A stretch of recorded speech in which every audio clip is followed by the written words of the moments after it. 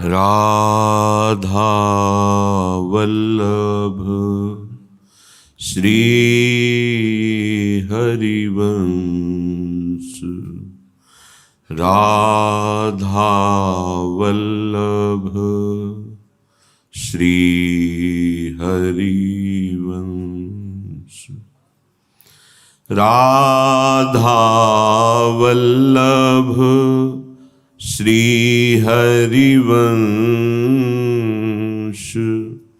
राधा वल्लभ श्री हरिवंश। वृंदावनेश्वरी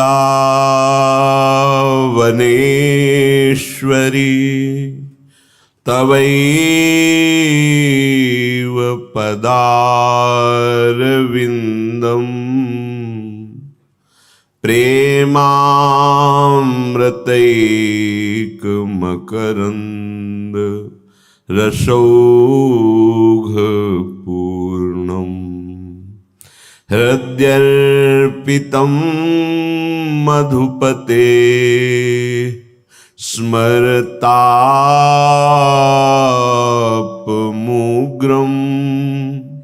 निर्वापयत् परमो शीतलमाश्रयामि। निर्वापयत् परमो शीतलमाश्रयामि।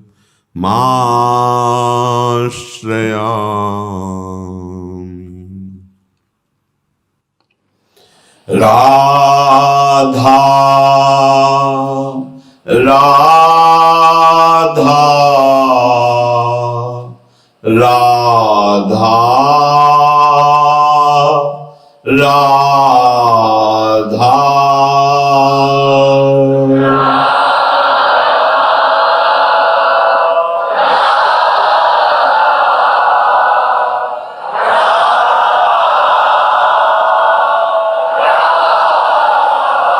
राधा राधा राधा।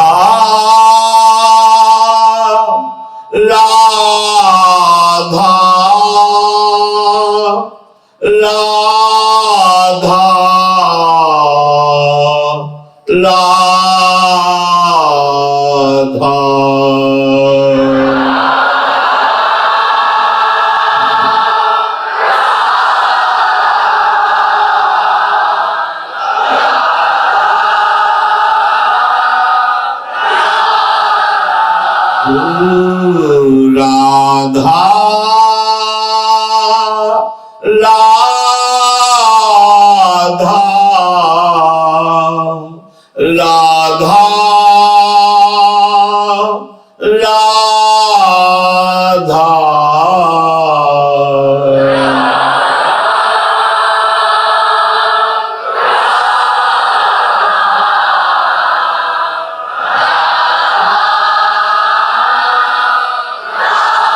राधा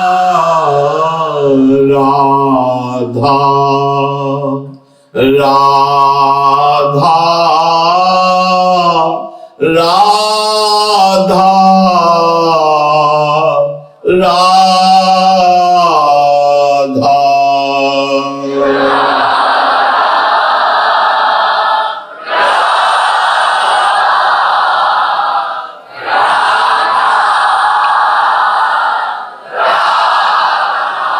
श्री राधा वल्लभ लाल की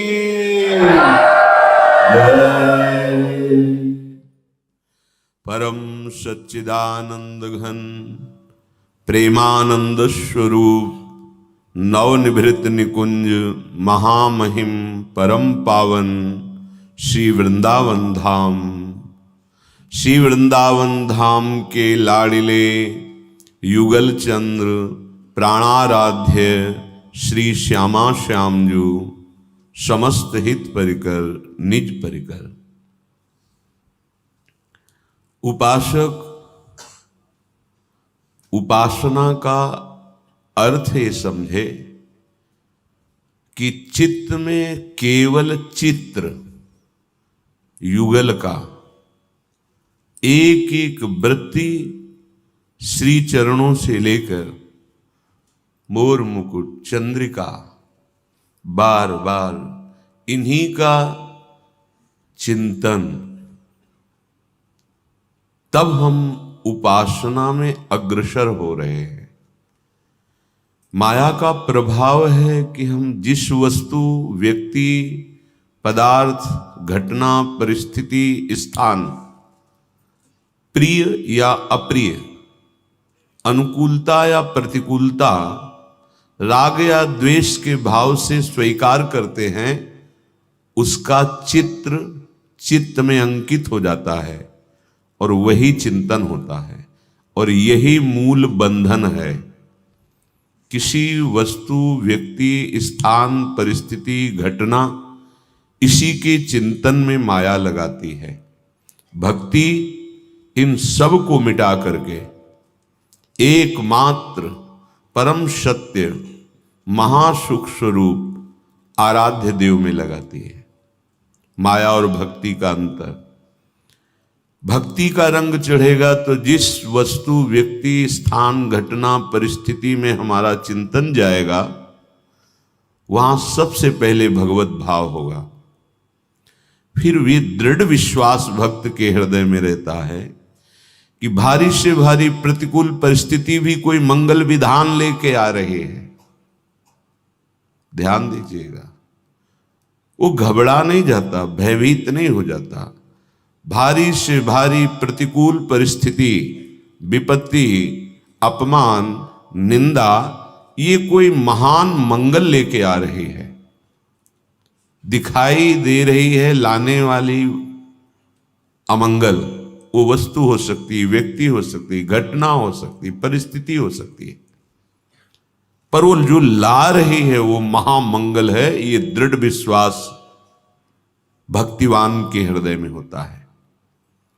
उपासक को सावधानी ये रखनी कि हमारे चित्त रूपी ग्रंथ में अब कुछ लिखा पढ़ी नई ना होने पावे, कोई नया चित्र अंकित ना होने पावे किसी का भी। यही उपासना है, चित्त वृत्ति का निरोध कर देना, आराध्य देव में रोक देना, वहीं पंगु कर देना। मुरारी पादार्पित चित्त वृत्ति, हम इसमें बड़े असावधान हैं अपने लोग, क्योंकि जो देखते हैं, बोलते हैं, सुनते हैं, उसी का चित्त चिंतन करता है। पुराना रजिस्टर मिटा नहीं, नया और बनाते चले जा रहे हैं और चाहते हैं शांति, विश्राम, सुख, निर्भयता, निश्चिंतता, अमरत्व, और कार्य कर रहे हैं भय, चिंता, शोक, मृत्यु, दुख। विचार करके देख लीजिए, जिस समय चित्त रूपी ग्रंथ, रजिस्टर पूरा का पूरा कोरा हो जाएगा, उसी समय उसमें लीला अंकित हो जाएगी, लीला चिंतन चलने लगेगा। और जहां चिंतन लीला का प्रारंभ हुआ, प्रवेश पा गए। देह भाव मुक्त लीला ही कराती है। थे थे वचन मिथुन मुख निसरत, सुनि सुनि देह दशा किन भूलो। देह दशा, विदेह स्थिति, ये लीला ही कराती है। ऐसी रसमयी, आकर्षणमयी है कि स्थूल सूक्ष्म कारण तीनों का विस्मरण हो जाता है। वो अपने स्वरूप से लीला बिहारी के नित्य लीला पात्र बनकर सानिध्य का प्रतिपल अपार सुख लेता है। इसलिए डरो। महापुरुषों ने कहा है, संपूर्ण संसार में विष फैला हुआ है। काल रूपी सर्प ने संपूर्ण संसार को डस लिया, सब में विष फैला हुआ है। तो संपूर्ण प्रपंच की जो वंचना करने वाला है, इसका त्याग कर। देखो, भोगी पुरुष कभी नहीं जान सकता कि वैराग्य में क्या अमृत सुख है, और वैरागी भी अनुराग में क्या महाअमृत सुख है उसका अनुभव नहीं कर पाता। ये वृंदावन अनुराग का देश है, पर बिना वैराग्य के अनुराग की यात्रा नहीं होती। हम वैराग्य से सीधे देह भाव को प्राप्त हैं तो बाहरी कपड़ा लत्ता पे आ जाते हैं, ये उतार दें, ये पहन लें, ऐसा कर दें। खास बात इसकी नहीं है, ये भी थोड़ा सहयोगी है, थोड़ा। यदि विवेकवान हो तो नहीं पूजवाने लगोगे, प्रणाम नमस्कार स्वीकार करने लगोगे तो पहले से भी बुरी स्थिति आ जाएगी। बहुत सावधानी का मार्ग है, क्योंकि विपक्ष बहुत जोरदार है। मम माया दुरत्यया, भगवान की ही शक्ति है, ये खेल है। करुणा निधान नाट्य मंच पर तुम्हें स्वांग दिया है, विपक्ष बड़ा जोरदार है। जो उपासक इस बात को विवेक के द्वारा समझ लेता है कि कुछ भी यहां ऐसा नहीं जिसमें विष ना मिला हो, जितने भी विषय भोग हैं उनमें विष मिला हुआ है, आसक्ति। वो आसक्ति रूपी विषय से बांध लेता है कि अब मैं इस भोग के बिना जी नहीं सकता। जो आसक्ति पर विजय प्राप्त कर चुके हैं तो विषयान ग्रहणंतु मुंचंतु वह कोई फर्क नहीं पड़ता, क्योंकि उसका विष हट गया। भोक्ता भाव खत्म हो चुका तो किसी भी विषय में आसक्ति नहीं है।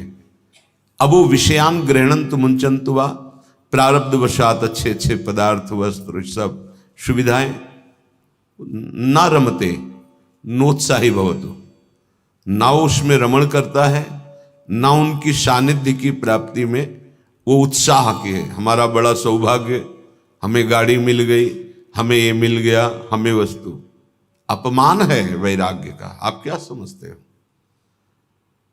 शरीर की परिस्थिति के अनुसार वो बात अलग है, नहीं, वैरागी के लिए अपमान है, उसका सम्मान है। 7 गांठ कौपीन में इंद्र बापुरो कौन।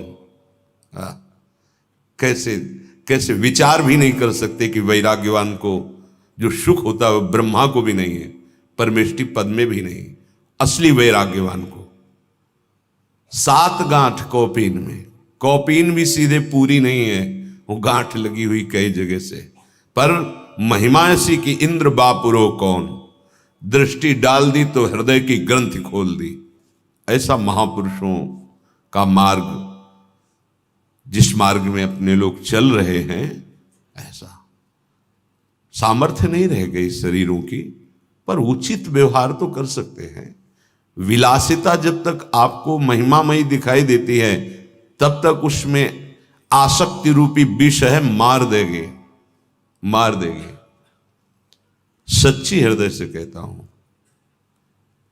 ये गर्व का विषय थोड़ी होता है वैरागी को विषय सामग्री का सेवन, गर्व का विषय नहीं होता। दवाइयों में क्या मिला क्या पता, खाना पड़ेगा, रोग है, जैसे प्रभु रखे। जीवन में बुखार सर दर्द जैसे कुछ भी कभी औषधि नहीं, भोग है शरीर का, भोग लेते हैं, गंगा किनारे कहां औषधि। परिस्थिति, अगर आपका शरीर स्वस्थ है भगवान की कृपा से, वैराग्यवान बनो। गृहस्थी में हो तो राग का त्याग करके धर्मयुक्त विषय सेवन करो।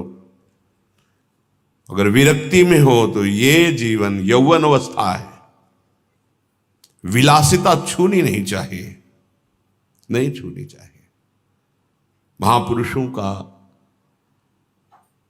जिस मार्ग से चलकर उतनी ऊंचाई पर पहुंचना हुआ वो वैराग्य का मार्ग रहा है। बाद में भगवान जैसा आदेश करते हैं वैसा वो व्यवहार में उतरता है।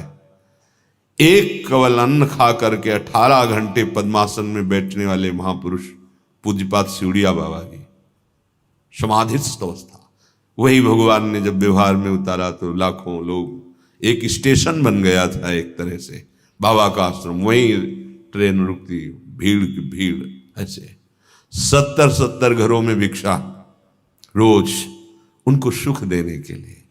वो व्यवहार सिद्ध महापुरुषों का। जब तक वो सिद्धावस्था नहीं प्राप्त होती तब तक पूरे संसार में विष है। वर्णन करते हैं जो विषय भोग है उसमें विष है आसक्ति। अनासक्त होकर जो विषयों में विचरण करता है, विषयान ग्रहणंत मुंचंत हुआ। अब अनासक्ति की सिद्धि हो चुकी, जित संग दोषा, कोई भी विषय उसे परास्ती नहीं कर सकता, बांध ही नहीं सकता। उसका जो विष है वो नष्ट हो चुका है। विषय आसक्ति। ये ईट पत्थर के मकान, ये लोहे की गाड़ियां, ये संसार के तुच्छ विषय कहीं आसक्ति पैदा कर सकते हैं? भगवान में जो आसक्त चित्त हैं उनके चित्त को आसक्ति कर नहीं। सोना चांदी धातुएं बड़े गर्व से पहनते हैं, मोटे मोटे खड़े ऐसे ऐसे, ये क्या है? अरे मेरे मालिक के ऐसे ऐसे खजाने इस पृथ्वी में दबे हुए, खाने जैसे पीली मिट्टी, लाल मिट्टी, ऐसे सोना चांदी तांबा, ये विविध धातुएं ऐसे मिट्टी में दबी हुई। रत्नाकर कहा गया समुद्र को, एक से एक रत्न। ऐसे पहाड़ जो रत्नों से स्वर्ण से जटित हैं, जहां केवल सिद्धों का प्रवेश है, देवताओं का प्रवेश है। ये रचना है मेरे मालिक की। नगर के नगर स्वर्ण के बने हुए। अपने भगवत मार्ग में चल के कोई 10-20 ग्राम सोना पहनना या कुछ चांदी या कुछ, ये गर्व का विषय है। ही वैरागी के गर्व का विषय है। 7 गांठ को पीन महेंद्र बापरो को, घूरे में से बीन चिनगटा रक्षा की जय सीतिन, ऐसे बसिए ब्रज बिथिन। अगर हमारे हृदय में भगवत प्राप्ति की सुदृढ़ लालसा है तो इन विषयों से बचिए। ये विष है। नहीं खान पान ते भावे है, नहीं कोमल वसन सुहावे है, सब विषय लगे ते खारा है, क्योंकि हरि आशिक का मग न्यारा है। भगवान से प्यार करने वाले महापुरुषों का मार्ग अलग है, समझना होगा, अलग है। शरीर की परिस्थिति, विवशता, ये आसक्त नहीं कर सकती विषयों में, क्योंकि उस आसक्ति और शरीर के अपनेपन का त्याग करके ही कोई उस भूमिका पर पहुंचता है जिसे जीवन मुक्त अवस्था कहते हैं। उपासक को, साधक को चाहिए कि विषयों में आसक्ति रूपी विष है, यहां से लेकर ब्रह्मलोक तक। ब्रह्मादिक के भोग सब विष सम लागत ताहि, क्योंकि वो विषय नहीं देख रहा, उसकी अंतर में जो मिला हुआ वो विष है। विश्वास मानो, जैसे बहुत बढ़िया खीर बनी हो, मेवा डाल के, वो सब सुंदर बढ़िया अधोटे दूध से युक्त, और कान में कोई विश्वसनीय आके कह दे कि इसमें विष मिला है, फिर आपकी हिम्मत नहीं होगी खाने की। तो महाविश्वसनीय महापुरुष जो भगवान का अनुभव कर लिए हैं, वो कह रहे हैं विष है, विष भोगों में विष है, मत खा, मत भोग इनको। कौन सा विष है? आसक्ति रूपी। और आसक्ति सीधे दुर्गति कराती है। जो आसक्ति विषयों में, संसार में, भोगों में, वो पतन का हेतु होती है। यही बंधन है, आसक्ति बंधन। हम इस विषय के बिना जी नहीं सकते, मर गए, ये विष चढ़ गया। अब ये कितने जन्म चलेगा? सर्प आदि का या स्थावर जंगम विष, जो जैसे धतूरा आदि, ये वृक्ष में विष, फलों में विष, फूलों में विष, पत्तियों में विष, ऐसे भी जड़ वस्तुएं। सर्प आदि, इनका भी, इनमें इतनी ताकत नहीं है कि कई जन्म चल सके, ये बस एक शरीर को नष्ट कर सकते हैं। लेकिन विषय भोग जनित विष, ये कितने जन्म चलेगा पता नहीं। जब तक गुरु रूपी गारुणी नहीं मिलेगा तब तक ये आसक्ति रूपी विष मिटने वाला नहीं। हम आसक्ति का बढ़ावा दे रहे हैं, गलती हो रही है। हम गर्व करते हैं जब हमको कोई संसारिक कीमती वस्तु मिलती है। क्या हो तुम? प्रश्न करना चाहिए अपने हृदय से कि हम हैं क्या? बोले वैरागी। कर क्या रहे हो? राग, आसक्ति। कैसे तुम्हारे हृदय में उसका महत्व जागृत हुआ? नहीं, उचित वस्त्र, उचित भोजन, रात दिन सेवा भजन पाठ चिंतन।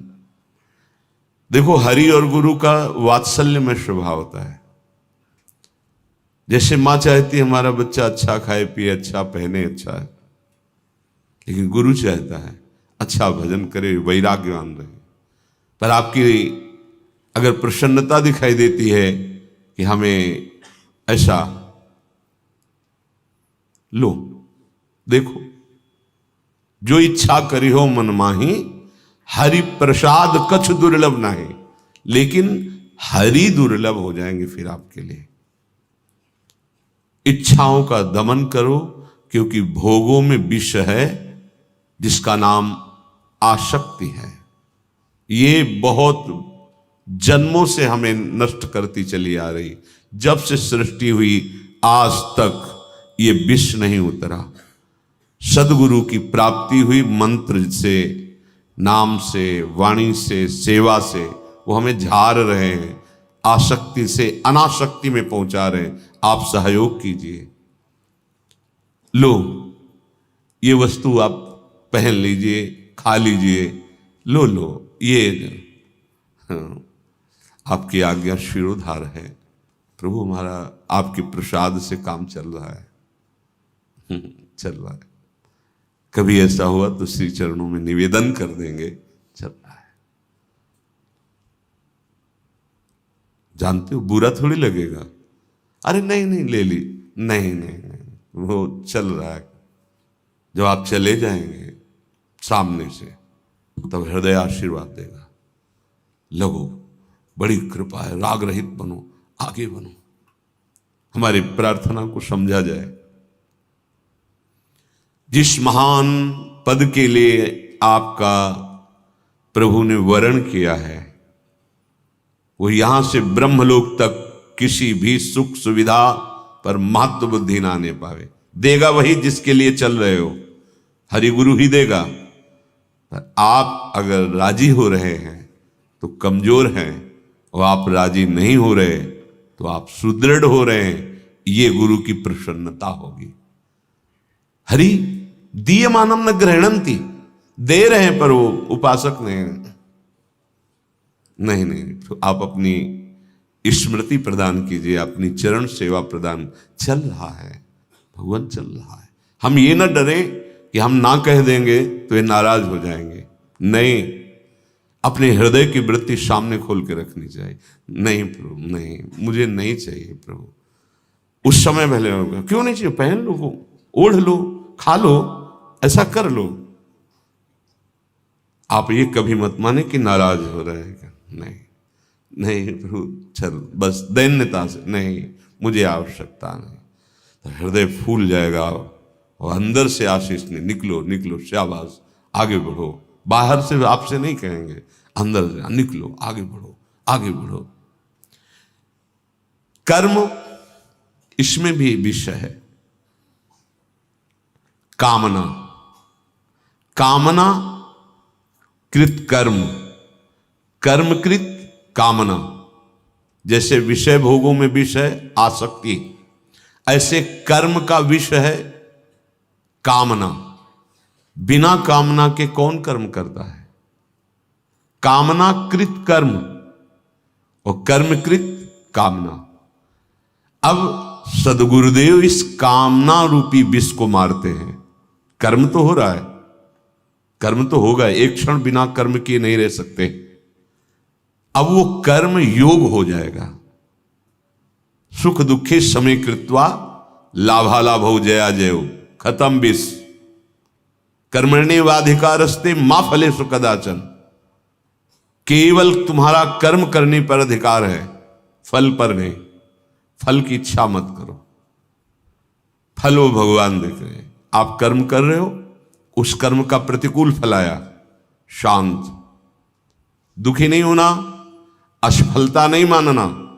वो कर्म भगवत प्रसन्नता के लिए कर रहे हो, तो ये प्रतिकूलता उसका फल नहीं हुई। ये प्रतिकूलता किसी पाप का नाश करके आपको बहुत ऊंची भूमिका पे ले जाएगी।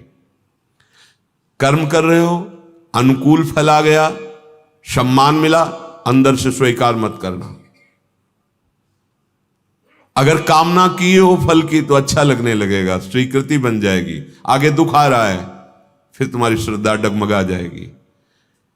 कर्म का निष्काम भाव पूर्वक भगवत प्रसन्नता के लिए संपादन होना भगवत प्राप्ति का योग है, और कामना से युक्त होकर करना ये विषवत है। कर्म जो है मार देगा। दो प्रकार के कर्म, शुभ और अशुभ, ये नाना प्रकार की वृत्तियों में फंसाकर तो जन्म जन्मांतर बार बार चक्र में फंसाए। यही कामना, कर्मकृत कामना और कामनाकृत कर्म, बार बार बार बार। कर्म में विष है कामना, फिर अपने विचारों में विष है, इसको भी निर्विषय करना है, निर्विष करना है। अपने विचारों में अहंकार विष है, नहीं मेरा सिद्धांत है, मैंने ये किया, मैं वो करूंगा, मैं। जांचिएगा, कहीं आपके जो विचार हैं उसमें होना चाहिए गुरु आज्ञा है, शास्त्र आज्ञा है, मैं नहीं। ये जो हो पा रहा है गुरु कृपा है, हरि कृपा है। आपके विचार अहम शून्य होने चाहिए। नहीं, विचारों में विष है, अहम फांस लेगा आपको। बहुत जन्मों से ये सब भी समय बांधे हुए, एक दो विष थोड़ी है, कितने विष खा लिए। तभी तो अशांत, चंचल, संकट भावनाएं, संभावना मात्र से विषाद, उदास, चिंता, शोक, ये सब इसकी लहरें विष की। विचारों में देखते रहिए कहीं अहंकार जनित विष तो नहीं फैल रहा। बड़ी अंतर्मुखता में रहिए। अहम शून्य विचार उठेंगे, विचार रोक नहीं सकते आप, विचार उठेंगे। गंदे विचारों की तरफ से बिल्कुल आपका सपोर्ट नहीं होना चाहिए, ना बुरा लगना चाहिए, वो नष्ट हो जाएंगे। उदासीन होना चाहिए। अच्छे विचारों में भगवत कृपा, गुरु कृपा का दर्शन होना चाहिए, अहम नहीं। जितेंद्रियता, साधुता, भगवत मार्ग की देवी संपदा के सब गुण ये भगवत कृपा से आते हैं, अहंकार से नहीं। अहंकार तो तमोगुण का लक्षण है, आसुरी वृत्ति है। विचारों में अहंकार विष है। सगे संबंधियों में ममता विष है। ममता रहित होकर पूरा विश्व हमारा सगा संबंधी कोई नहीं फांस पाएगा। निर्ममो निरहंकारा भगवान आदेश करते हैं। सगे संबंधियों में क्या विष है? ममता। इस विष को बटोर करके अमृत बना दो, भगवान को अर्पित कर दिया जाता है, तो जो जो विषय भोग हैं सब अमृत हो जाते हैं। इसलिए सबकी ममता ताग बटोरी, मम पद मनहि बांध बरडोरी, मुक्त हो गए। जितने भी रिश्ते नाते सगे संबंधी मित्र आदि हैं, इनमें एक विष है, ममता। ममता प्रिया प्रीतम के चरणों में, समता सब संसार में खत्म। ममता का प्रभाव। निर्ममो, प्रीति करो, ममता नहीं। करुणा से सबकी सेवा करो, अहंकार नहीं।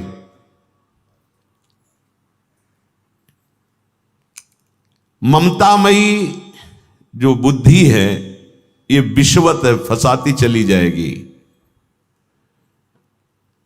बहुत सावधान बुद्धि रखो। विषय भोगों में आसक्ति विष है, कर्म में कामना विष है, विचारों में अहंकार विष है, सगे संबंधी प्राणी पदार्थ जिससे हमने संबंध अपनापन किया उसमें ममता विष है। संत संग से इसी जहर को मारा जाता है, अर्थात आसक्ति, कामना, अहंकार, ममता, इनका त्याग किया जाता है। क्या हम सही मार्ग पे चल रहे हैं? भगवत मार्ग का पथिक इन्हीं की त्याग करता है। विषयों के प्रति आसक्ति का त्याग, कर्म के प्रति कामना का त्याग, विचारों में अहंकार का त्याग, सगे संबंधी प्राणी पदार्थ मित्र दोस्त जो भी, इनमें ममता का त्याग।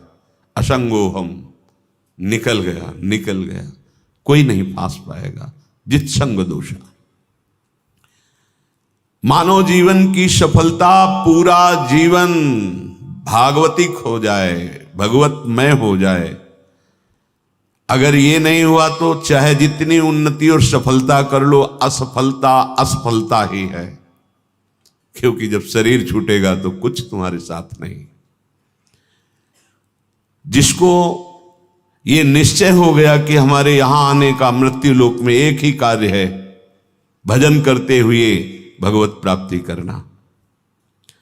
दूसरे कार्य जो है भगवान की आज्ञा का पालन करने के लिए कर रहे हैं, उनकी प्रसन्नता के लिए। पर हमारा प्रधान कार्य है नाम जप करते हुए भगवत प्राप्ति करना।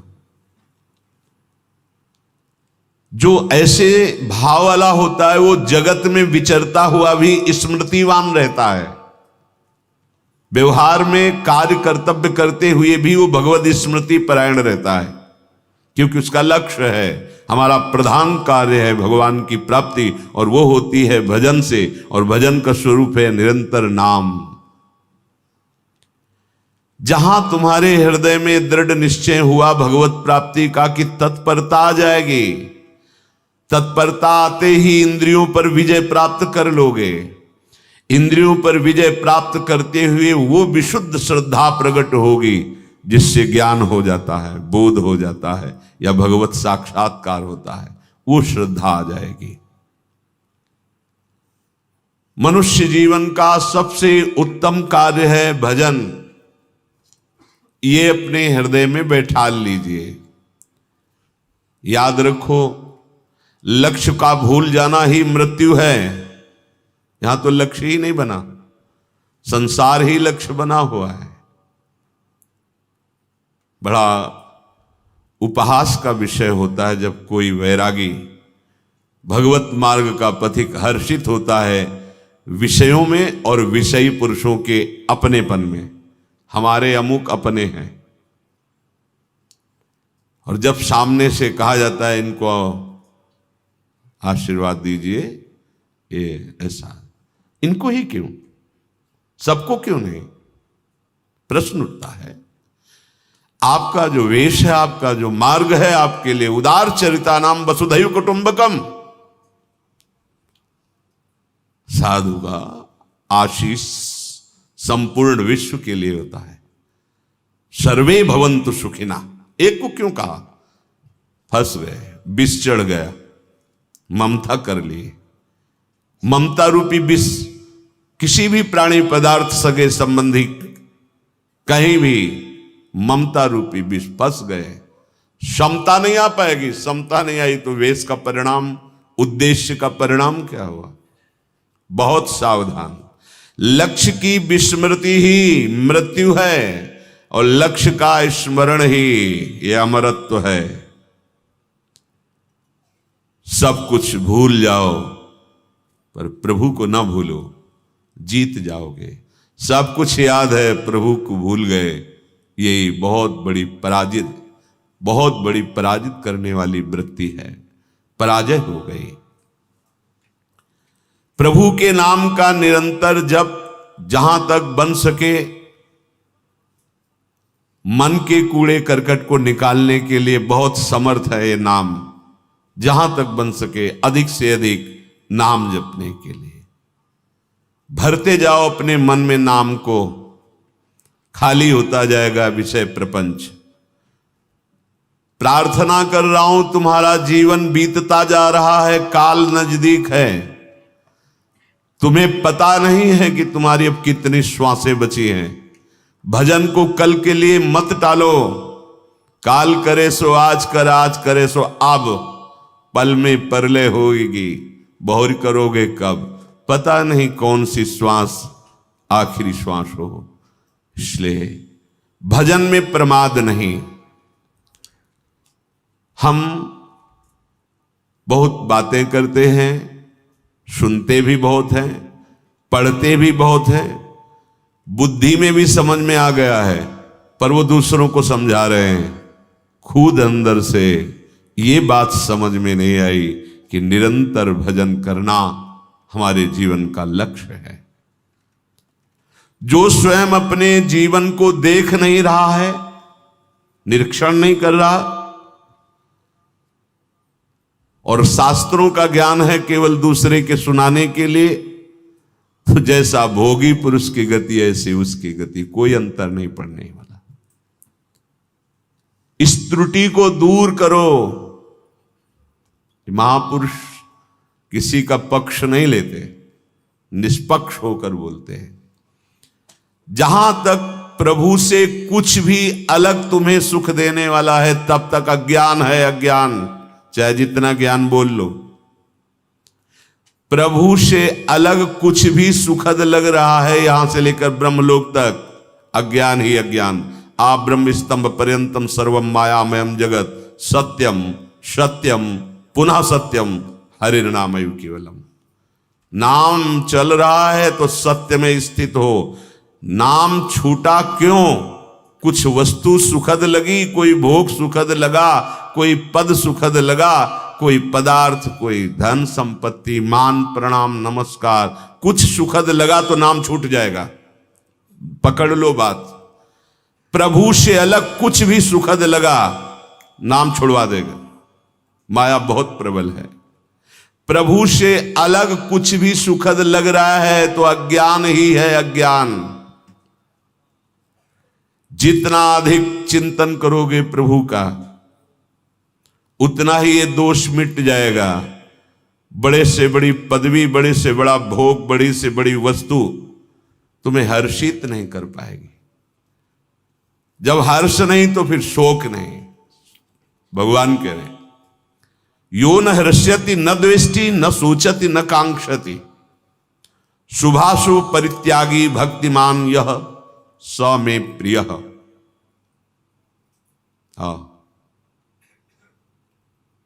ना सोचति न कांक्षति ना हृष्यति ना द्वेष्टि ना रमते नोत्साही भवत। ये स्थिति है, लक्षण है भक्त का। कोई भी चाह नहीं। क्यों? क्योंकि अब उसको पता चल गया जितनी चाहे वो सब सुख के लिए होती है।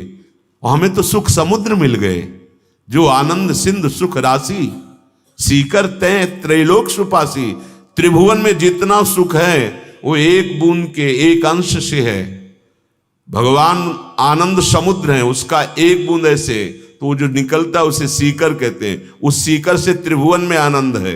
वो आनंद सिंधु मेरा प्रीतम है और उसके प्राप्त करने का दृढ़ निश्चय कर लिया। अब और चाह कैसे सता सकती है? यो न हृष्यति, उसके हृदय में बड़े से बड़ा सुख संपत्ति। सही बात समझो। ये सोना चांदी रुपया पैसा क्यों प्रिय है? मूल में देखो ना, महत्व बुद्धि, महत्व। तुम्हें गर्व है? क्या है भाई, लोहे का पहन लो, क्या महत्व है? क्या है उसमें? यही विष है, यही विष है। ये विष निकल जाए तो समलोष्टास्म कांचना, माटी का डेला और स्वर्ण की थपिया बराबर उसकी राह। क्योंकि माया रचित ही तो है ना। सच्चिदानंद है क्या? सच्चिदानंद का उपासक अगर इसमें राजी हो रहा है, बड़ा मजाक का विषय है, विनोद का विषय है। सच्चिदानंद मार्ग का पथिक, हाँ, सोने का कड़ा पहन करके गर्व, सोने की वस्तुएं पहन करके गर्व, लौकिक वस्तुएं, इनका महत्व कैसे अपने प्रीतम से प्यार होगा? विचार करके। नहीं खान पान ते भावे है, नहीं कोमल वसन सुहावे है, सब विषय लगे ते खारा है, हरि आशिक का मग्न। ये क्या है? सोना चांदी रुपया पैसा, इसके मूल में महत्व है, आसक्ति है। अगर अभी महत्व खत्म हो जाए तो जैसे लोहा वैसे सोना। महत्व, केवल महत्व। 2000 रुपए का महत्व खत्म हुए, 1 ट्रक रुपया लाके तुम्हें दे दिया जाए, सुखी होगे क्या? क्यों? क्योंकि महत्व नहीं उस पे, वो चलेगा नहीं, उससे विषय भोग नहीं मिलेंगे। खत्म खेल उसका महत्व। महत्व है तो 100 रुपया में दृश्य, 100 रुपया, क्यों? उससे विषय भोग मिलेंगे। ये महत्व अगर समिट जाए और आ जाए परम धन राधा नाम आधार, ये महत्व समिट जाए और प्यारी जू प्यारे जू के चरणों में लग जाए, निहाल हो जाओगे। कैसे उसको हर्ष हो सकता है जो सच्चिदानंद मार्ग का पथिक है? कैसे? सच्ची मानिए, सच्ची मानिए। उसको ऐसे घृणा होती है जैसे वमन से घृणा होती है, मल से घृणा होती है, ऐसे घृणा होती है वैरागी को। हृदय जलता है, सुविधाएं उसको जलाने वाली होती हैं, उसे हर्षित नहीं कर सकती। सच्चिदानंद मार्ग के पथिक को त्रिभुवन का कोई भी वैभव हर्षित नहीं कर सकता, ना हर्षयति। पर द्वेष भी नहीं है किसी से, ना द्वेष्टि। जब किसी से रागी नहीं तो द्वेष कैसे हो सकता है? ना सोचती, उसके हृदय में कोई शोक नहीं होता है। शोक होता है संसार के भोगों में महत्व रखने पर। उसका महत्व तो गोविंद में आ गया, प्रभु में आ गया, हरि में आ गया। अब वो कैसे किसी वस्तु की हानि में शोक कर सकता है? नहीं कर सकता, नहीं। बड़ा विचित्र उल्टा मार्ग है, सबकी समझ में नहीं आएगा। चोर आए चोरी करने, उठा नहीं पा रहे थे, वो धीरे से उठे और जाके गठरी उठा। चोर ने सर पे गठरी रखे, देखा कि तो अमुक महान भागवत है, इन्हीं की तो चोरी कर रहे थे। चरणों में महाराज बोले, भैया भगवान आज आपको ये वस्तुएं लेने के लिए भेजा है, आप ले जाओ, हमें हरि दे देगा जब आप। उसी दिन से चोरी छोड़ दी, चरणों में गिरा, कहा आज के बाद कभी। ये महाभागवत का प्रभाव। हम सच्चिदानंद मार्ग के पथिक हैं, तुम व्यवहार के पथिक हो। गुण और दोष का दर्शन मायाकृत है, और जो गुण दोष से परे तत्व है वो भगवान सब में। जैसे एक ही बिजली इतनी बढ़िया शीतलता एसी में देती, एक ही बिजली फ्रिज में कितना पानी को ठंडा करके एकदम, और वही हीटर आग पैदा करती है, छू जाए मृत्यु बन जाती है। वही बिजली कितनी जगह किस किन रूपों में वही प्रकाश दे रही। वही तो आप कभी निषेध किए क्या कि बिजली तो प्रकाशवान है, ये ऐसा कैसे हो सकती है? अज्ञानी हो इसलिए। यंत्रों के प्रभाव से बिजली का प्रभाव बदलता दिखाई दे रहा है, क्रिया बदलती दिखाई दे रही है। गड़ासा भी चला रही बिजली, पानी भी निकाल रही है बिजली, पूरा जीवन का योग बना रही, और जीवन को नष्ट भी कर देती है बिजली। है ऐसे छू गया, और हाई वोल्ट है, वोल्टेज कहते हैं, हाई वोल्टेज, ऐसे फट गया, आग लग गई, पूरा शरीर जिंदा जल गया, आदमी जिंदा। कौन है ये? बिजली। नींद नहीं आ रही, एसी चल रही है आराम से, कौन है ये? बोले बिजली।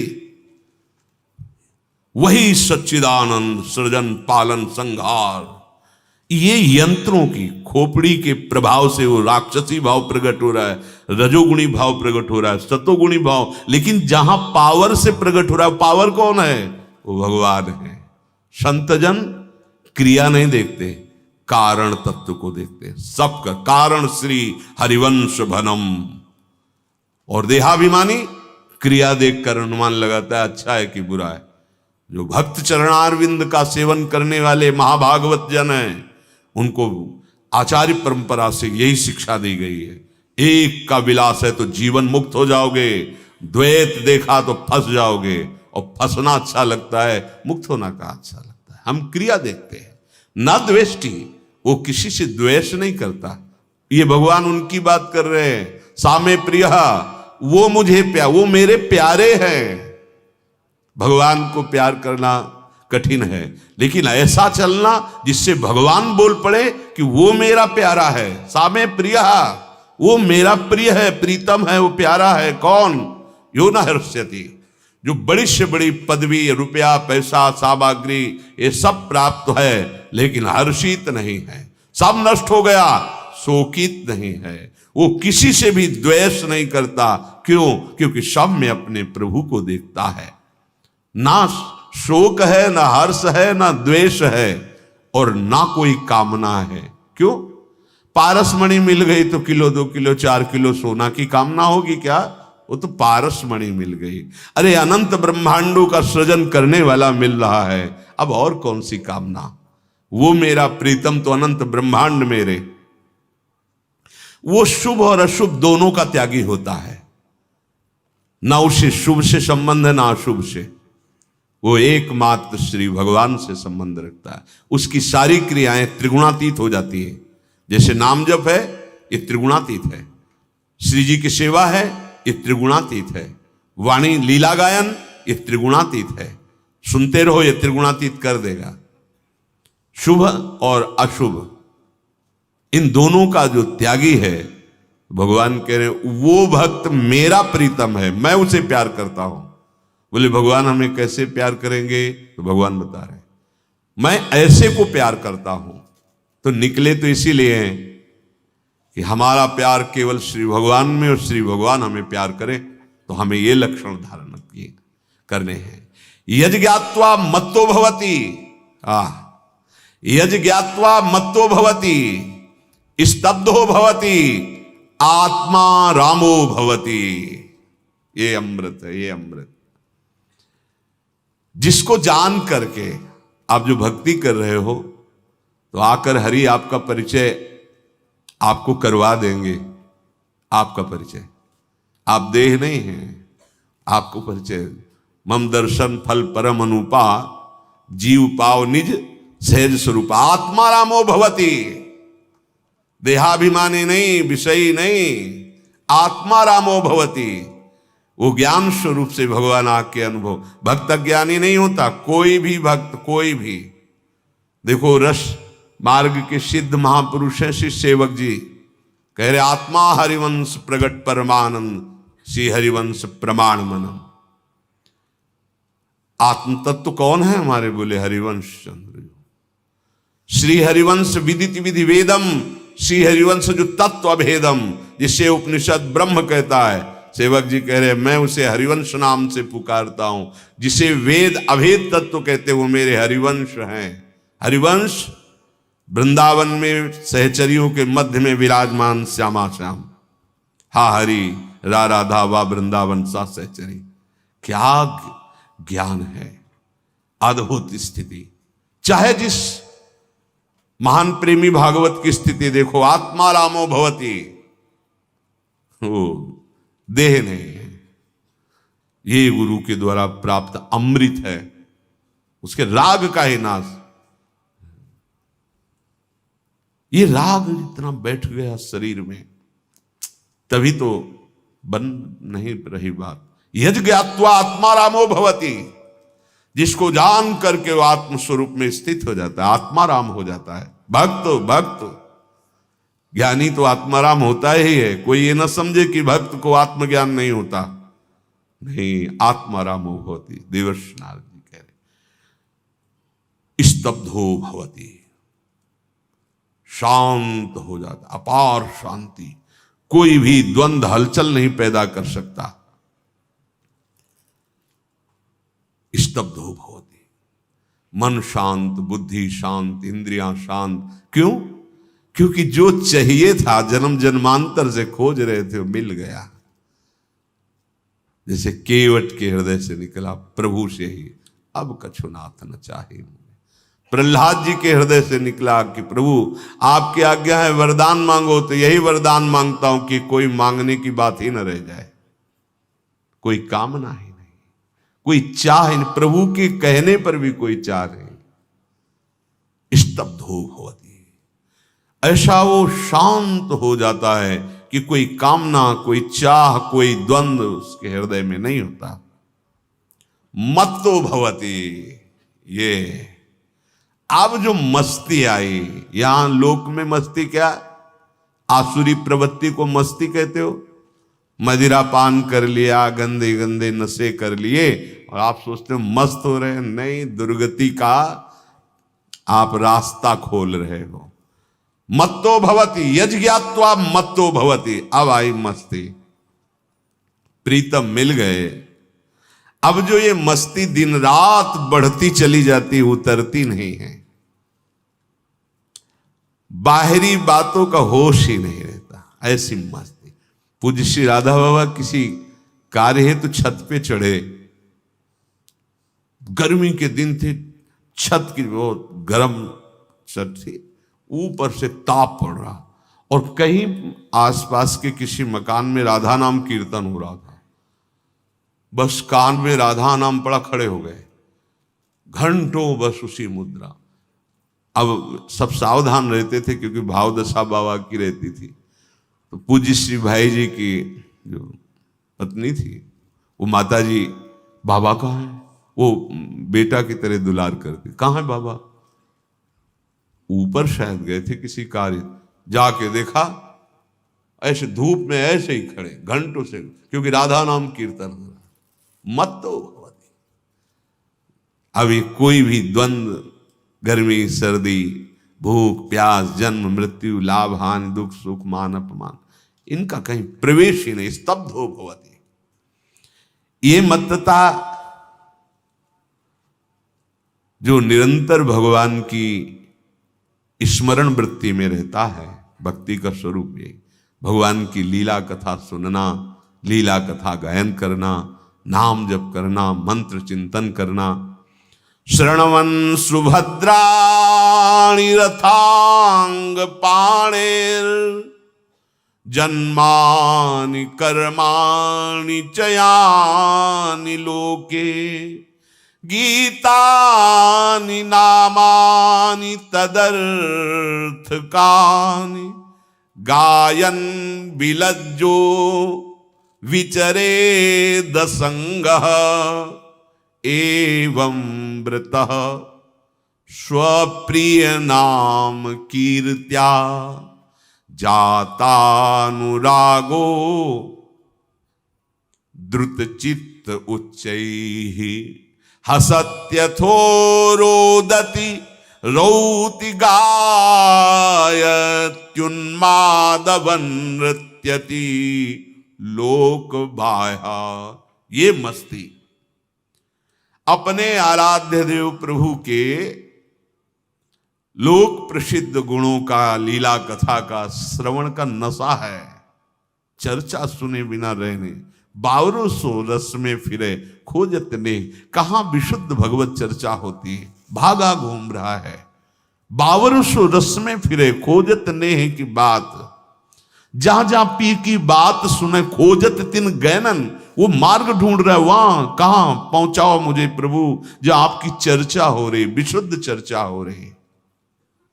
शृण्वन् सुभद्राणि रथांग पाणि, भगवान चक्रपाणि श्री हरि श्री कृष्ण की चर्चा सुनने का नशा, मस्ती आ जाएगी। मस्ती जिसे मस्ती कहते हैं, क्योंकि ये चर्चा जब अंदर जाती है तो सारी चर्चाओं को शांत कर देती है। इस समय क्या चल रहा है आपके हृदय में? ये चर्चा ही इतनी समर्थ है भगवान की कि सब प्रपंच का शमन कर देती है।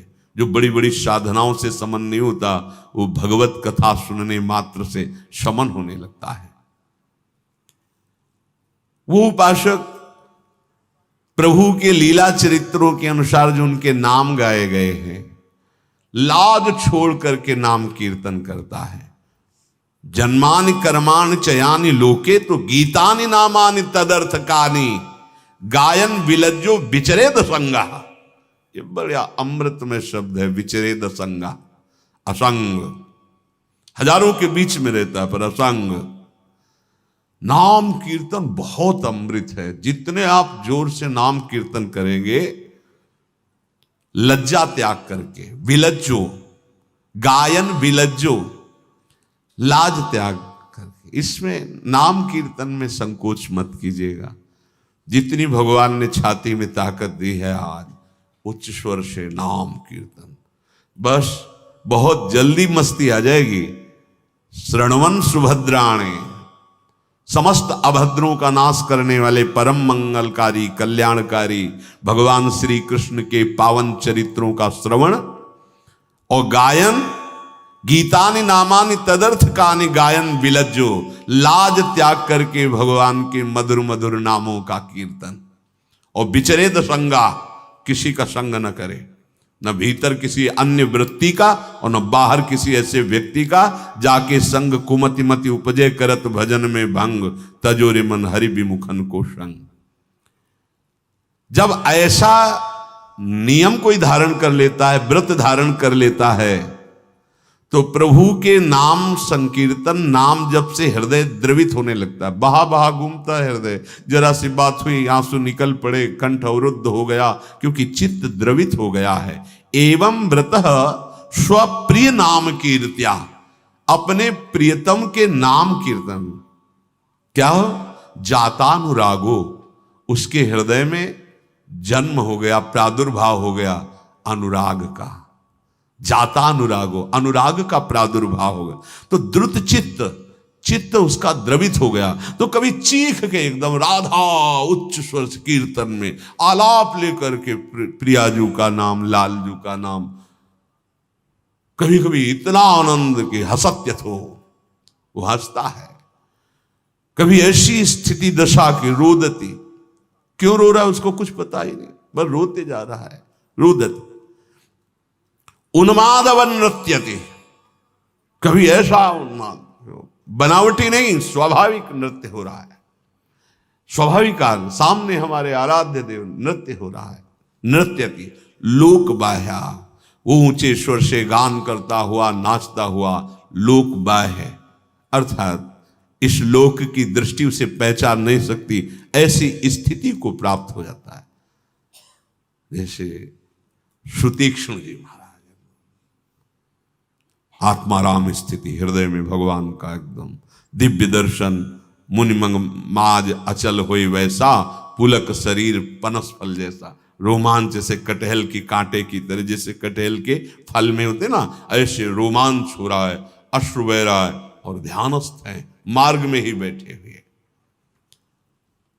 आत्मा रामो भवति, नहीं स्वात्मा रामम विषय मृत तृष्णाम भ्रमयति।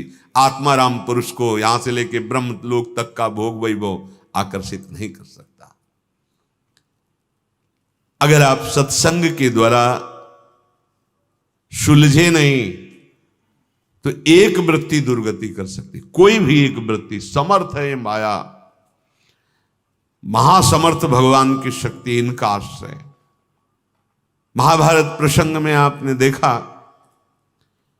कि अंबा के हृदय में द्वेष पैदा हो गया भीष्म जी के प्रति।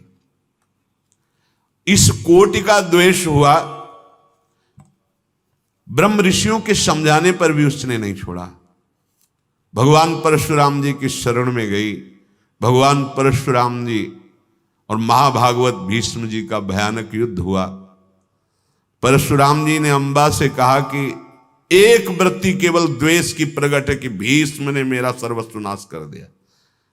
अगर वहीं विवेक से समझ लेती कि हमारी गलती हो गई, पिता से बता देती कि शाल्व से हमारा अनुराग है, या भीष्म जी जब अपहरण कर रहे थे उसी समय कह देती प्रभु आप दो बहनों को ले जाइए, हमने वरण कर लिया है, हमारा संबंध भाव साल्व से। नहीं बोली, जब बोली तो सम्मान के साथ वापस किया ना।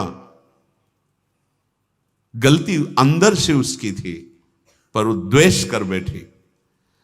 परशुराम जी ने कहा मेरी अधिक से अधिक जितनी शक्ति थी, जितने दिव्यास्त्र थे, सब मैंने चलाया, उत्तम उत्तम अस्त्र, पर विशेष हित मत्यर्थ मुत्तम अस्त्राणि दर्शयन, मेरे से भी विशेष अस्त्रों का प्रदर्शन भीष्म ने किया। अब यथेष्टम गम्यताम भद्रे किमन्यत, जहां तुम चाहो अन्य जगह जा सकती हो, अब मेरी सामर्थ्य नहीं रह गई, मैं भीष्म से पराजित हो गया। भगवान परशुराम जी कह रहे एक उपाय है, भीष्म में वो प्रपद्यस्व न तेन्या विद्यते गति। तेरी अब गति केवल भीष्म है, उनकी शरण में चली जाओ और जो आदेश करें वैसे जीवन व्यतीत कर, तेरी परम गति हो जाएगी। नहीं मानी। निर्जितो ह्रस्म भीष्मेण महास्त्राणि प्रमुंचता, कोई ऐसा त्रिभुवन में नहीं है कि अब भीष्म को जीत सके, क्योंकि भीष्म ने मुझ पर विजय प्राप्त कर ली। इसलिए ऐसा उपाय एकमात्र बता रहा हूं जो तुम्हारा मंगल करेगा। द्वेष छोड़ो और भीष्म की शरण में चली जाओ और वो जो आदेश करें वैसे जीवन व्यतीत करो। परशुराम जी जो ही ऐसा बोले, अंबा ने कहा, हां मैं समझती हूं कि भीष्म बहुत बलवान है, देवता भी नहीं जीत सकते, पर अभी मैं जीवित हूं, नहीं मानूंगी बात, और इसका नाश करके रहूंगी। यह है द्वेष। आपने युद्ध में पराजय स्वीकार कर लिया, लेकिन मैंने नहीं। तपोधन, अब मैं वहां जाऊंगी, वही करूंगी जिससे मैं स्वयं भीष्म को मारूं, अब किसी और का सहारा नहीं। रोष में भरी अंबा दृढ़ निश्चय करके कि अब मैं तपस्या के द्वारा शरीर को नष्ट करूंगी और ऐसा शरीर धारण करूंगी जिससे भीष्म का नाश हो सके। परशुराम जी तो अपने महेंद्राचल में आ गए तपस्या करने। भीष्म जी के मारने का दृढ़ निश्चय करके कठोर तपस्या करने लगी, तीर्थों में, अलग अलग तीर्थों में भ्रमण करके।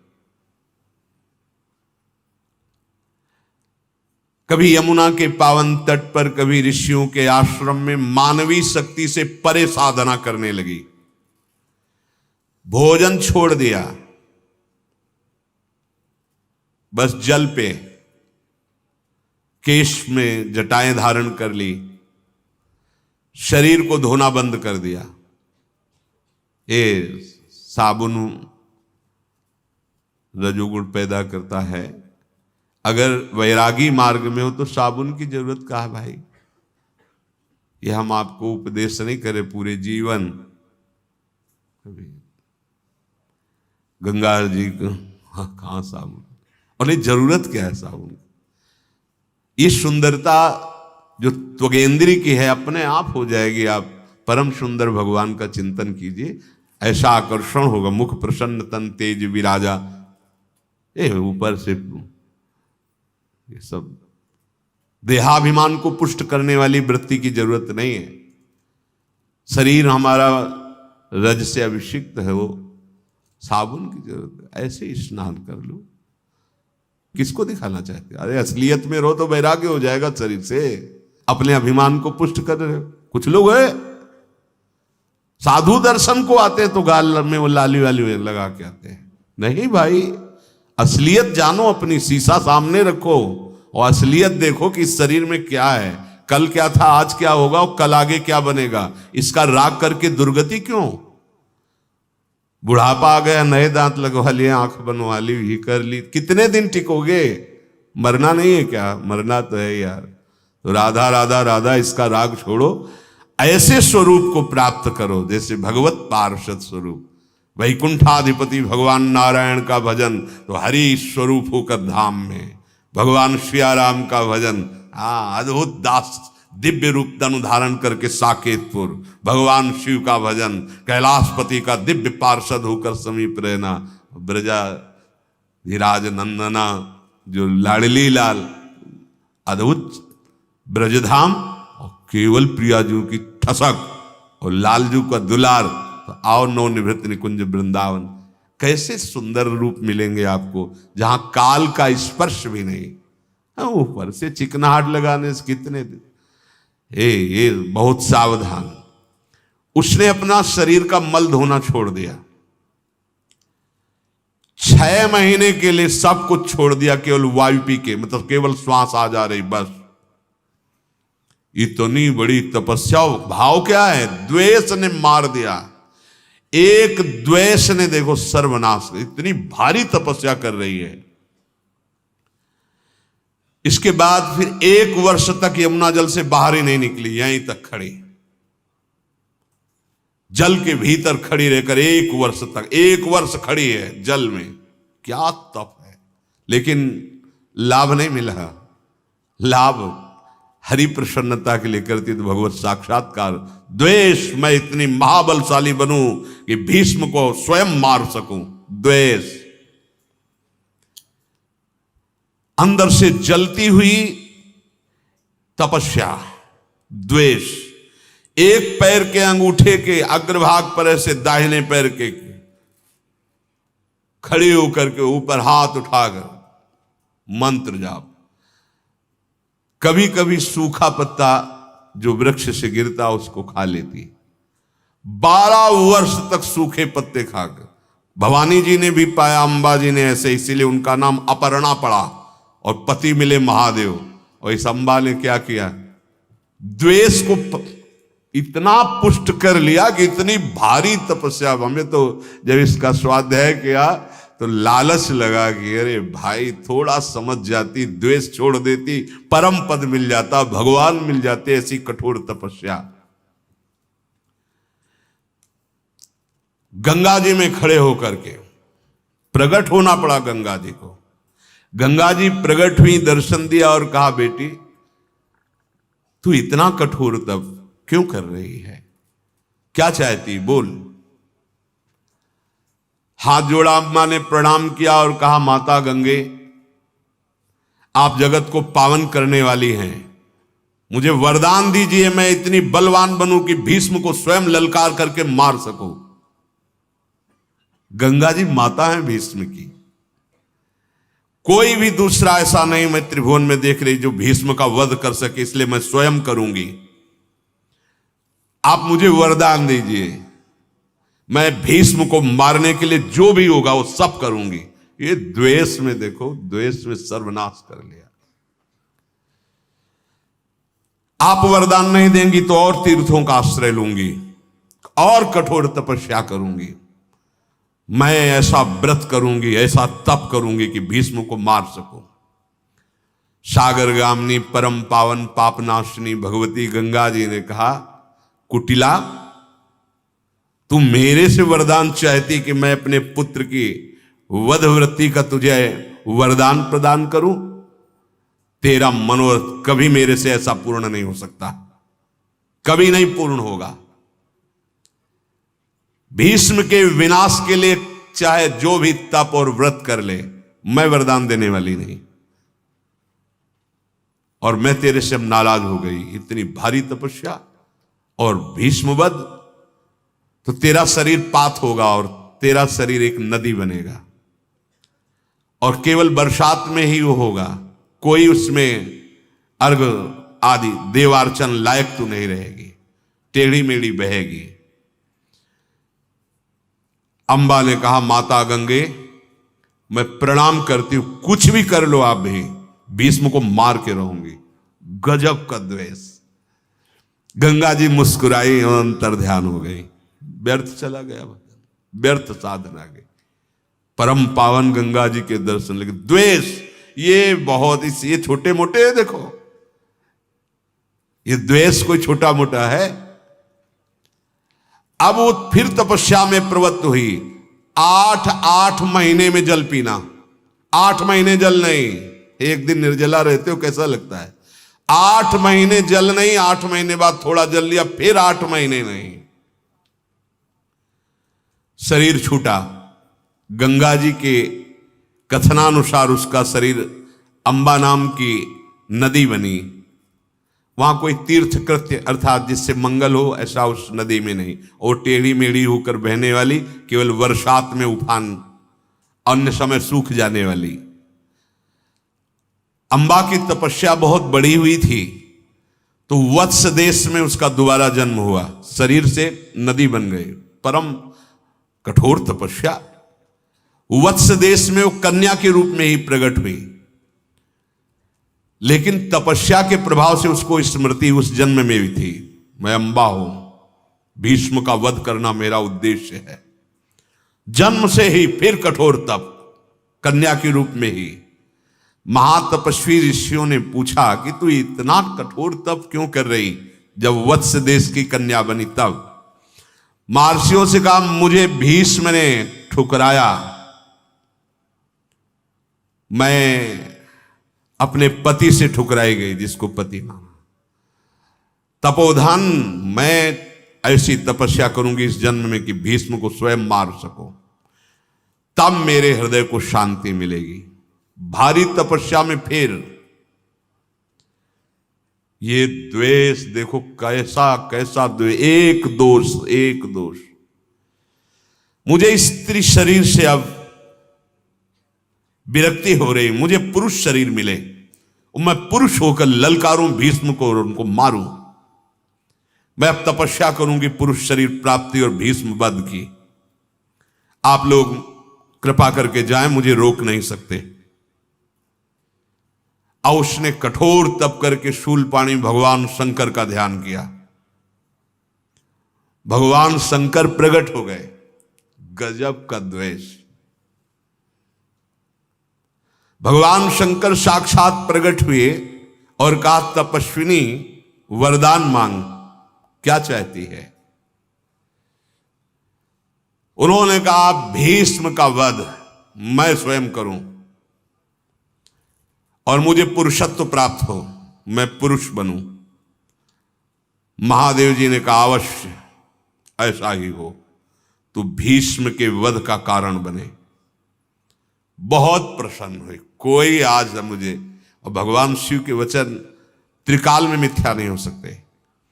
तो कहा, देव मैं तो स्त्री हूं, युद्ध कैसे कर सकती हूं भीष्म से?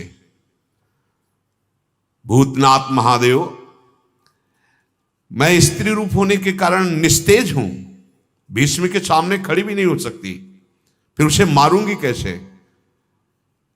भगवान वृषभध्वज देवाधिदेव ने कहा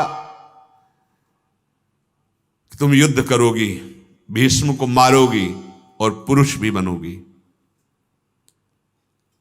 मेरी बात कभी झूठी नहीं होती, महादेव जी ने कहा, मेरी बात पर विश्वास कर, तू रण क्षेत्र में इतनी महाबली पुरुष होगी कि भीष्म को अवश्य मार सकेगी।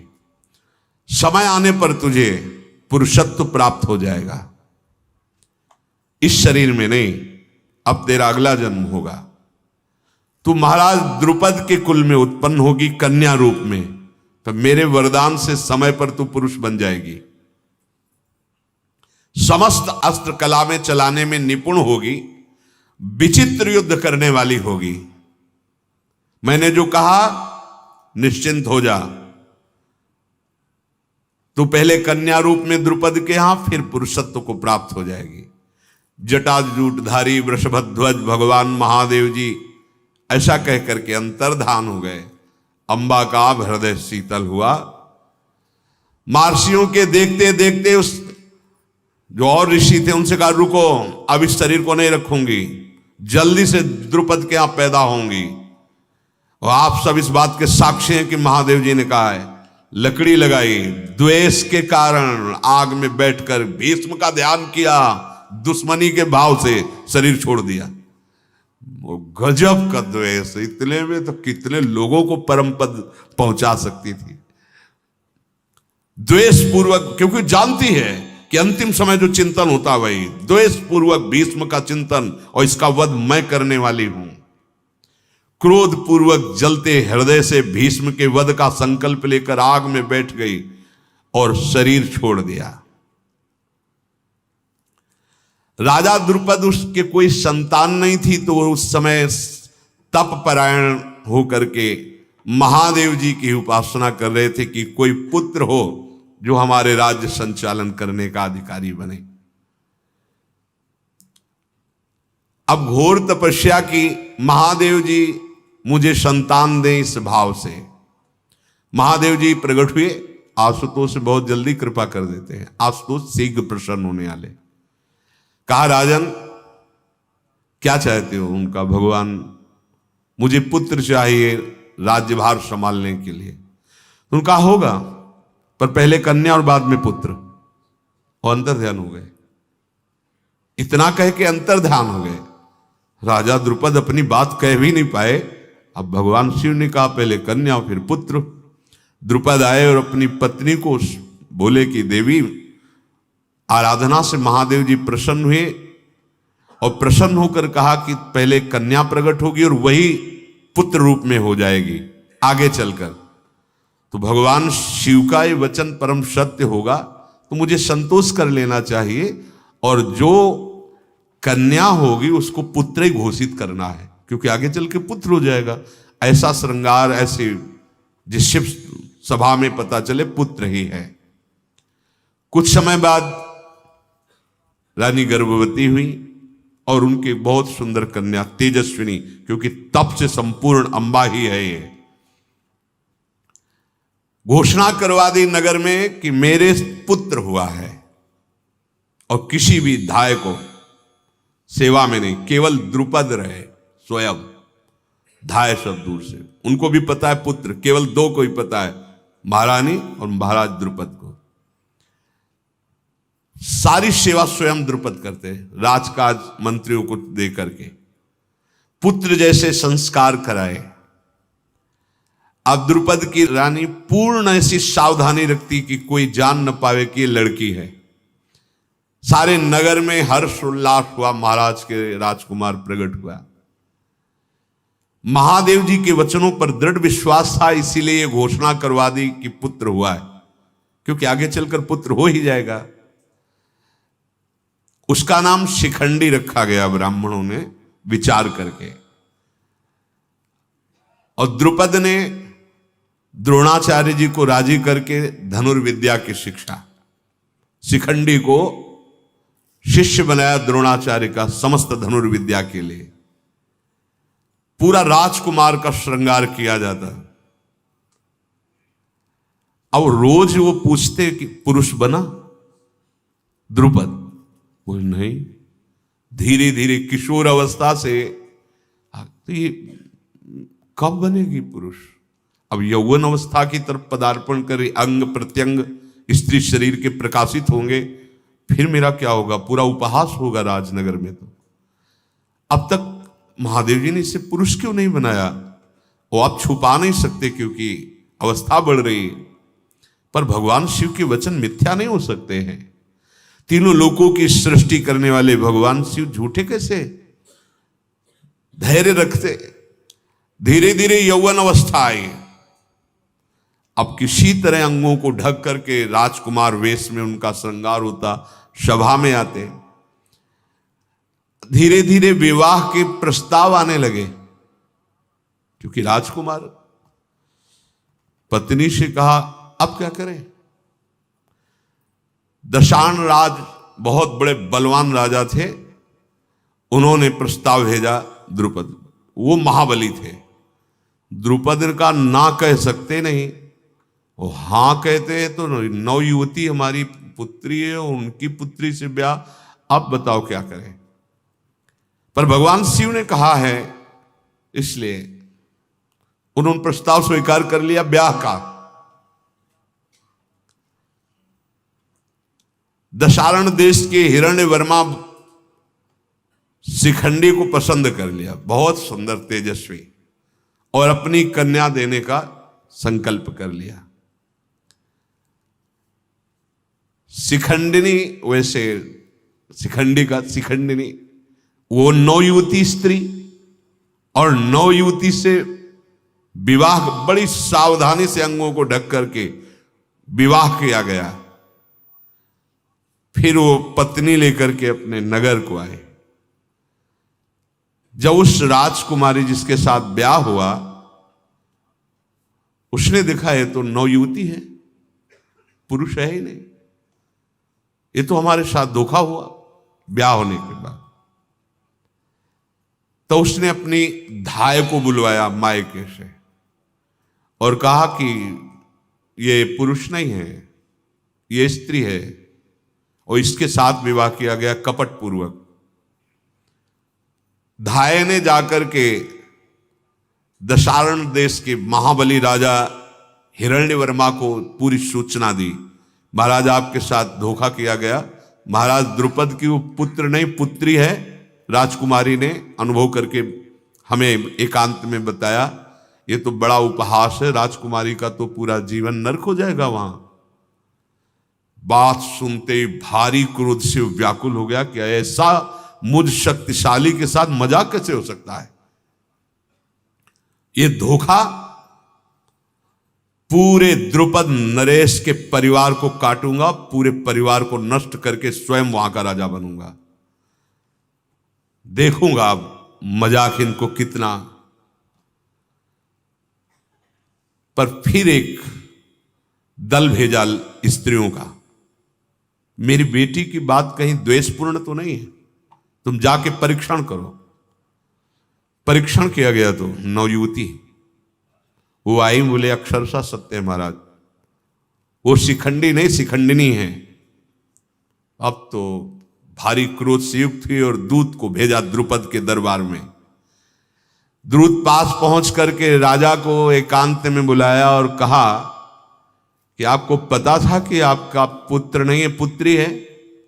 हमारे महाराज को धोखा दिया गया, वो क्रोध से युक्त हो रहे, पूरे राज्य का नाश कर देंगे, आपके समूल कुल का उजाड़ कर देंगे। महाराज तुमने ये दुर्मति ये की, किस बल से तुमने दुर्मति की? ये मजाक क्यों किया तुमने? दूत के ऐसा कहने पर जैसे चोर के प्रमाण सहित बंदी बना लिया जाए तो उसकी जो दशा होती है वो द्रुपद की कुछ नहीं बोल सके।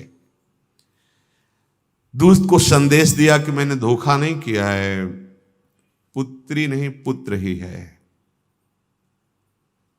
दूत ने जाके फिर कहा कि वो तो मानने के लिए तैयार नहीं हो, तो कह रहे पुत्र। उनको महादेव जी की बात प्रवेश की, उन्होंने कहा था कि कन्या रूप में जन्मेगी लेकिन पुत्र हो जाएगा। हिरण्यवर्मा ने फिर दल भेजा 9 युवतियों का और कहा बिल्कुल निष्पक्ष होकर जांच कीजिए। पता चला शिखंडी नहीं शिखंडिनी है, कन्या है।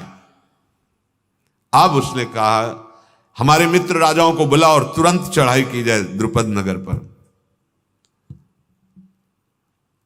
समस्त मित्र राजा उपस्थित हुए हिरण्यवर्मा के। सैन्य संग्रह किया, द्रुपद के ऊपर चढ़ाई कर दी। जब नगर के समीप पहुंचे तब फिर एक दूत भेजा, या तो बाहर निकल आओ, पहले युद्ध कर लो, अगर हम नगर में घुसे तो सबको मारते हुए आएंगे। अब राजा रानी के समीप एकांत में गए और रोने लगे। अब क्या करूं, कौन सा उपाय? कुछ उपाय नहीं है। कई बार हमारे इसको चेक किया गया, जब ये लड़की ही है तो अब क्या कर सकता हूं। उनकी पत्नी ने कहा विश्वास करो, महादेव जी ने कहा था पुत्र। आप विश्वास क्या, नगर के समीप आ गए हैं सैन्य बल लेकर के। अब तो सर्वनाश की उपस्थिति हुई। मेरा मन भयभीत हो रहा है, क्या करूं, मेरा जीवन संशय में पड़ गया। ये लड़की है, मैं भी जानता हूं, तुम भी जानती हो, बड़ा उपहास। अब क्या, ये भारी संकट उपस्थित। पत्नी ने कहा महादेव जी के वचनों पर विश्वास करो, आप इतना क्यों घबरा रहे हैं? महादेव जी ने कहा था पहले कन्या होगी फिर पुरुष बन जाएगा। द्रुपद ने कहा कब? जब सबके गले उतर जाएंगे।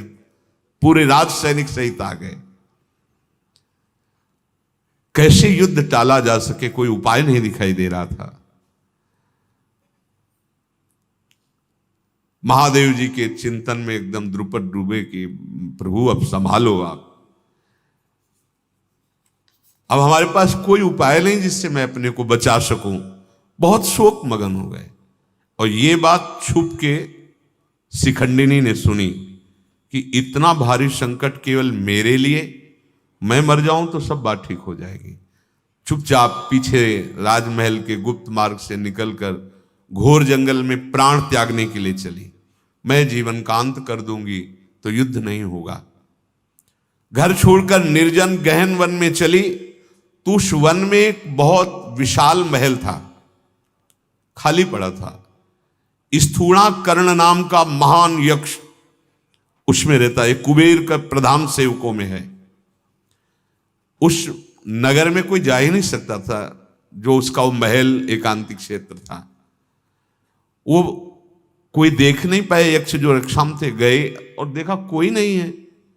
बस वही भोजन जल सब त्याग करके, प्राण त्यागने का निश्चय करके बैठ गए। पूर्व जन्म की स्मृति उसको भगवान महादेव जी की कृपा थी कि मैं अंबा थी, मेरा लक्ष्य भीष्म का वध करना। जब शिखंडिनी वहां इस तरह उपवास करके शरीर को सुखा के प्राण त्यागने की, तो स्थूणाकरण अपने उसी भवन में आया तो देखा, तो देखते ही कहा बेटा तुम यहां कैसे प्रवेश पा गई? मेरे यक्षों ने रोका नहीं और तुम सूख रही हो, क्या प्रयोजन है तुम्हारा? बस जैसे अपने बेटे से दुलार करते, मैं ऐसे पूछ रहा हूं, तुम मुझे बता दो। तो रोते हुए कहा असंभव है मेरी बात क्या मैं तुम्हें बताऊं, तुम मेरा मनोरथ पूर्ण नहीं कर सकते हो। तो उनका, राजकुमारी मैं कुबेर का प्रधान सेवक हूं, सारी दैवी शक्तियां मेरे में वास करती हैं, मैं शाप और वरदान देने में भी समर्थ हूं, कोई भी अदेव वस्तु त्रिभुवन में नहीं जो मैं तुम्हें नहीं दे सकता। पता नहीं क्यों मेरे हृदय में तुम्हारे प्रति वात्सल्य आ रहा है, जैसे अपना बच्चा।